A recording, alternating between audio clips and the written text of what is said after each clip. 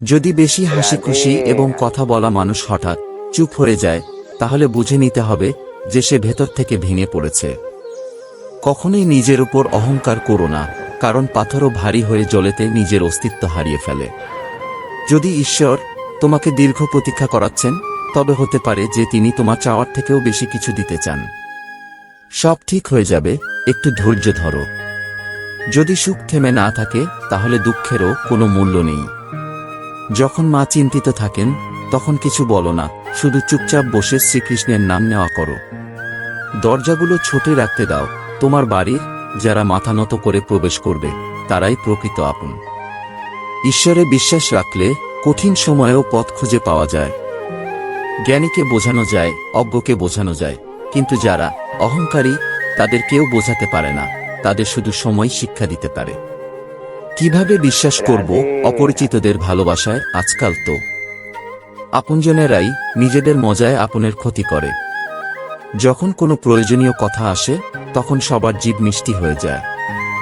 যত সৎ থাকবে, ততই একাকী থাকবে। যখনই জীবন আপনাকে কষ্ট দেয়, তখন বুঝতে হবে জীবন আপনাকে কষ্ট দিচ্ছে না, শেখাচ্ছে। মানে এটা সবাই বুঝতে পারে, কিন্তু কথার মানে খুব কম লোক বুঝতে পারে। কাউকে অধিক রাগ করার পরিবর্তে তোমার জীবনে তার গুরুত্ব কমিয়ে ফেলা ভালো। সবকিছু জানতে হলেও যদি আপনি ভুলকে ভুল না বলতে পারেন, তাহলে আপনি নিজের অধিকারের জন্য লড়তে পারবেন না। কিছুই অসম্ভব নয় ঈশ্বরের কাছে। আমাদের শরীর বা ধনের প্রয়োজন নেই তার কাছে। রাধে রাধে। তিনি শুধু একটি পবিত্র মন চান। এজন্য তিনি আমাদের কিছু ত্যাগ করতে বলেন না, শুধু বলেন, সন্তান, খারাপ অভ্যাস ত্যাগ করো, মন্দ চিন্তা ত্যাগ করো। যা আসছে তা সবসময় অতীতের চেয়ে ভালো হবে। এই বিশ্বাস তোমার জীবনে কখনো হতাশা আসতে দেবে না।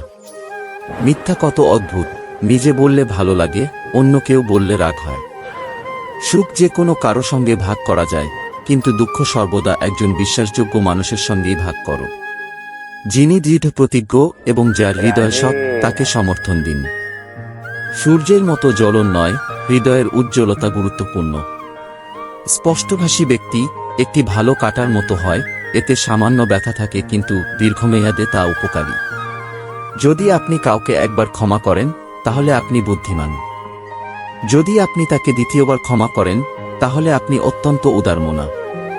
কিন্তু যদি আপনি তাকে তৃতীয়বার ক্ষমা করেন, তাহলে আপনি পৃথিবীর সবচেয়ে বড় বোকা। জীবনের সবচেয়ে মূল্যবান জিনিস হল আপনার বর্তমান।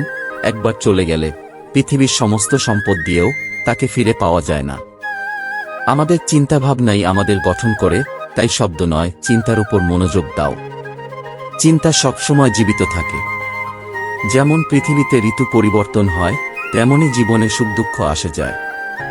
যদি তোমার মধ্যে খারাপই থাকে, তা হাজারো মানুষের ভিড়েও খুঁজে পাওয়া যায়, ঠিক যেমন গরুর ঝাঁকে বাছুর তার মাকে খুঁজে পায়।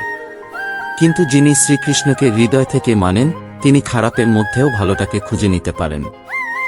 বুদ্ধি দিয়ে টাকা ঘোরানো যায়, কিন্তু টাকায় বুদ্ধি কেনা যায় না। যখন অন্যদের জন্য বাঁচতাম, তখন কারো কোনো অভিযোগ ছিল না। একটু নিজের জন্য কি ভাবলাম, সারা জগৎ শত্রু হয়ে গেল।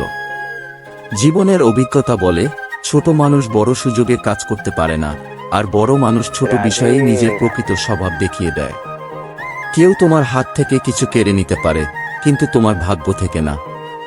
জীবনে এগিয়ে যেতে হলে শহরের ওপর নয়, নিজের ওপর বিশ্বাস করতে শেখো। যদি কেউ আপনাকে নিচে দেখাতে চায়, তাহলে এর মানে আপনি ইতিমধ্যেই তার থেকে উপরে আছেন। জীবনকে উপভোগ করার জন্য দেওয়া হয়েছে, নষ্ট করবেন না। কারো খারাপ সময়ে তার হাত ধরুন, তাকে সমর্থন দিন, তাকে সাহস দিন, কারণ খারাপ সময় সামান্য সময়ের মধ্যে চলে যাবে, কিন্তু সে সারা জীবন আপনাকে আশীর্বাদ দেবে।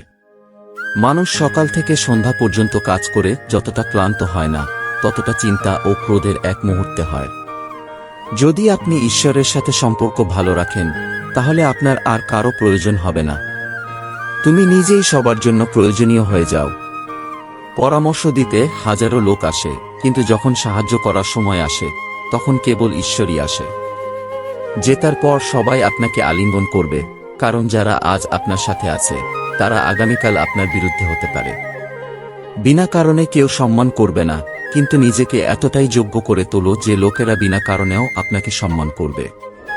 ঈশ্বর বলেন, ঘুমানোর আগে তুমি সবার অপরাধ ক্ষমা করে দিও, আর তোমার জীবন শেষ হওয়ার আগে আমি তোমাকে ক্ষমা করব। তুমি ঈশ্বরকে দেখতে পারো না, কিন্তু তার অনুপস্থিতিতে তুমি বাঁচতেও পারো না। অন্য কেউ তোমার সাহায্য করতে পারবে না, নিজের সাহায্য নিজেই করো। তুমি নিজেই নিজের সেরা বন্ধু এবং সবচেয়ে বড় শত্রু। মানুষ তখনই বুদ্ধিমান হয় না যখন সে বড় বড় কথা বলতে শুরু করে, বরং তখনই বুদ্ধিমান হয় যখন সে ছোট ছোট বিষয়গুলো বুঝতে শুরু করে। তুমি কখন সঠিক ছিলে তা কেউ মনে রাখবে না, কিন্তু তুমি কখন ভুল ছিলে তা সবাই মনে রাখবে। তুমি চলে যাবে, এটাই বাস্তবতা। যদি কোনো ব্যক্তির কোনো কথা তোমার খারাপ লাগে, তাহলে দুভাবে ভাবো। যদি ব্যক্তি গুরুত্বপূর্ণ হয়, তাহলে কথাটা ভুলে যাও, আর যদি কথাটা গুরুত্বপূর্ণ হয়, তাহলে ব্যক্তিকে ভুলে যাও।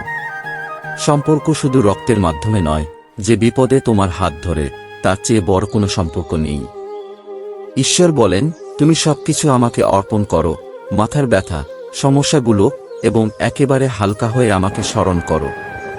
ধীরে ধীরে তোমার জীবন বদলে যাবে। প্রতিদিন রাতে ঘুমানোর আগে ঈশ্বরকে তোমার সারাদিনের কাজের কথা জানিয়ে ঘুমাতে যাও। যদি তুমি কারো মনে দুঃখ দিয়ে থাকো, তাহলে তার কাছে ক্ষমা চাও। যদি কেউ তোমার মন আঘাত করে থাকে, তাকে ক্ষমা করে সব চিন্তা ঈশ্বরের কাছে সমর্পণ করে ঘুমাতে যাও। বিশ্বাস করো, এতে তোমার জীবন সুখময় হয়ে উঠবে। রাগ করে বলা একটি শব্দ এতটাই বিষাক্ত হতে পারে যে এটি তোমার হাজারো ভালো কথাকে এক মুহূর্তে ধ্বংস করে দিতে পারে। সবাইকে হাসাও, কিন্তু কাউকে নিয়ে হাসিও না। সবার দুঃখ ভাগ করো, কিন্তু কাউকে দুঃখ দিও না। সবার পথ প্রদর্শন করো, কিন্তু কারো হৃদয় জ্বালিও না। এটাই জীবনের নিয়ম, যেমন করবে তেমনই পাবে। দোয়া এবং প্রার্থনা অসম্ভবকে সম্ভব করতে পারে। পরিবারের সঙ্গে থাকলে সুখ বাড়ে আর দুঃখ কমে যায়। সত্যিকারের বন্ধু সেই, যে সময়ে আপনার পাশে থাকে যখন পুরো দুনিয়া আপনার বিরুদ্ধে। আপনার কাছে যতটুকু আছে তার জন্য বারবার হৃদয় থেকে ধন্যবাদ দিন, সবসময় দিন। বিশ্বাস করুন, যা কিছু আছে তা দ্রুত দ্বিগুণ হয়ে যাবে। প্রার্থনা ও ধ্যান মানুষের জন্য খুবই গুরুত্বপূর্ণ, কারণ প্রার্থনায় ভগবান আপনার কথা শোনেন আর ধ্যানে আপনি ভগবানের কথা শোনেন। শ্রীকৃষ্ণের কাছ থেকে শেখা উচিত। প্রথম মা ছাড়লেন, তারপর বাবা ছাড়লেন, তারপর যিনি নন্দকিশোর পেলেন তিনিও মিথ্যা।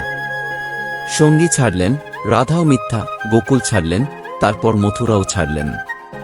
শ্রীকৃষ্ণের জীবন জুড়ে কিছু না কিছু ছাড়তেই হয়েছে, কিন্তু যা কখনো ছাড়েননি তা হল দেবত্ব, হাসি এবং ইতিবাচকতা।